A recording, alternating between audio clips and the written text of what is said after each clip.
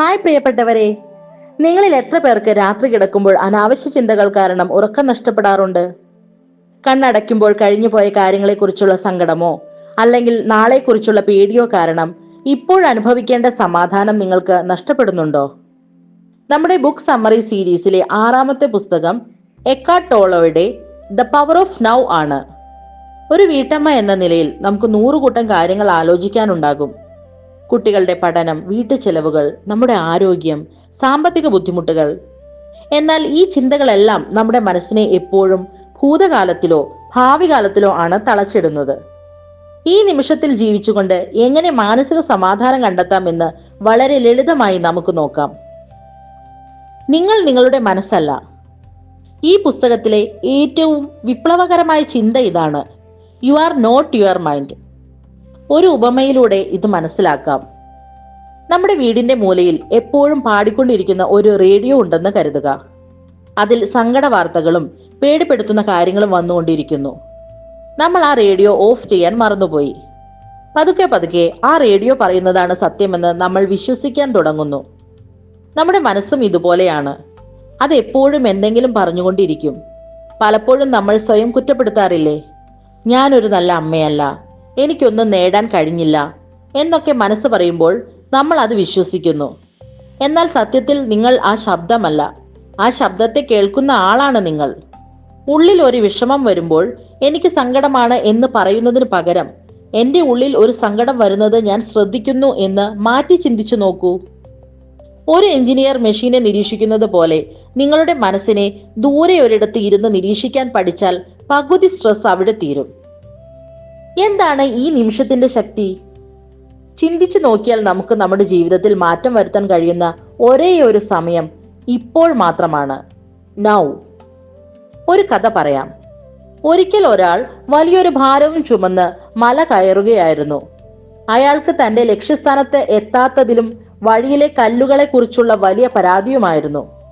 എന്നാൽ അയാൾ ഒരു നിമിഷം ആ ഭാരം താഴെ വെച്ച് ചുറ്റും നോക്കിയപ്പോൾ കണ്ടത് മനോഹരമായ പൂക്കളും കാറ്റുമാണ്. അയാൾ തന്റെ ലക്ഷ്യത്തെക്കുറിച്ച് മറന്ന് ആ നിമിഷം ആസ്വദിച്ചപ്പോൾ ഭാരം കുറഞ്ഞതായി തോന്നി. നമ്മളും ഇതുപോലെയാണ്. കുട്ടികൾ ഭക്ഷണം കഴിക്കാത്തതിനെ കുറിച്ച് ആലോചിച്ച് നമ്മൾ നാളെയെ പേടിക്കുന്നു. പക്ഷേ ഇപ്പോൾ ഈ നിമിഷം നിങ്ങൾ സുരക്ഷിതയല്ലേ? നിങ്ങളുടെ കുട്ടികൾ നിങ്ങളുടെ കൂടെയില്ലേ? ഈ നിമിഷത്തിൽ ശ്രദ്ധ കേന്ദ്രീകരിക്കുമ്പോൾ ഭയവും ഉത്കണ്ഠയും അപ്രത്യക്ഷമാകും. കടബാധ്യതകൾ ഉണ്ടാകാം, പക്ഷേ ഇപ്പോൾ ഈ നിമിഷം നിങ്ങൾക്ക് ശ്വസിക്കാൻ കഴിയുന്നുണ്ട്. ആ ശ്വാസത്തിലാണ് സമാധാനം ഇരിക്കുന്നത്. അടുത്തതായി പെയിൻ ബോഡി, പഴയ മുറിവുകൾ.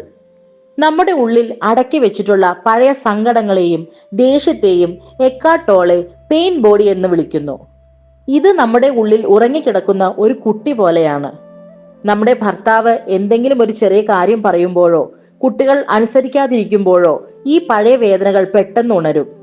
അപ്പോഴാണ് നമ്മൾ അമിതമായി ദേഷ്യപ്പെടുന്നതും പിന്നീട് അതിൽ സങ്കടപ്പെടുന്നതും. ഇത് തിരിച്ചറിയുക എന്നതാണ് ഇതിനുള്ള പരിഹാരം. ഉള്ളിൽ ദേഷ്യം വരുമ്പോൾ അതൊരു പെയിൻ ബോഡിയാണെന്ന് തിരിച്ചറിഞ്ഞാൽ അത് നിങ്ങളെ കീഴ്പ്പെടുത്തില്ല. ഇത് എൻ്റെ പഴയ സങ്കടമാണ് പുറത്തു വരുന്നത്, ഇതിന് ഇപ്പോൾ സ്ഥാനമില്ല എന്ന് മനസ്സിനോട് പറയുക. ഇത് വീട്ടിലെ ചെറിയ വഴക്കുകൾ വലിയ പ്രശ്നങ്ങളാകാതെ തടയാൻ നമ്മളെ സഹായിക്കും. അടുത്തതായി പ്രായോഗിക പരിശീലനം. ജോലികൾ മെഡിറ്റേഷൻ ആക്കാം. അമ്മമാർക്ക് മെഡിറ്റേഷൻ ചെയ്യാൻ പ്രത്യേക സമയം കിട്ടില്ല എന്ന് എനിക്കറിയാം. അതുകൊണ്ട് നമുക്ക് നമ്മുടെ ജോലികളെ തന്നെ മെഡിറ്റേഷൻ ആക്കാം. പാത്രം കഴുകുമ്പോൾ ആ വെള്ളത്തിന്റെ തണുപ്പും പാത്രത്തിലെ കറ പോകുന്നതും നിങ്ങളുടെ കൈകളുടെ ചലനവും മാത്രം ശ്രദ്ധിക്കുക. വേറെ ചിന്തകൾ വരുമ്പോൾ പതുക്കെ ആ വെള്ളത്തിലേക്ക് ശ്രദ്ധ തിരിക്കുക. ശ്വസനം.